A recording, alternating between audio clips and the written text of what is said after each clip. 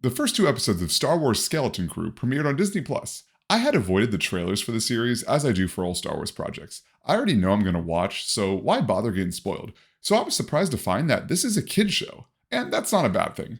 I was pleasantly into the sense of humor and wonder that the show had. While the story is pretty cliched, it is solidly setting up interesting characters that I'm starting to care about. That's saying a lot compared to recent Star Wars shows.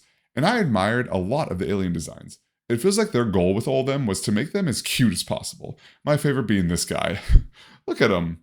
This show plays out basically like a diary of a wimpy kid mixed with an old Spielberg Goonies adventure vibe, which is rather pleasant.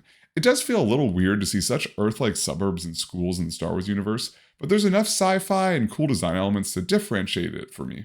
I found the main character Wim's dreamer mentality for wanting something more out of the universe very thematically tied to Luke's longing to get off Tatooine in A New Hope. And in a way, it feels more true to the original spirit of Star Wars than previous series.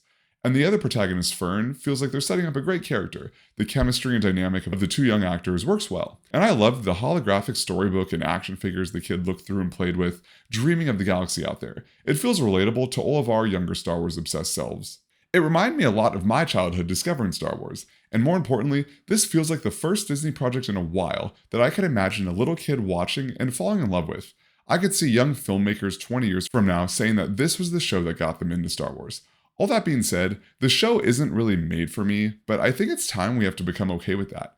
This being a Star Wars project, I'm sure there'll be a lot of discourse, but I think we should celebrate the fact that Disney made a Star Wars project for the dreamers, for the young kids out there with open hearts ready to be introduced to a galaxy far, far away.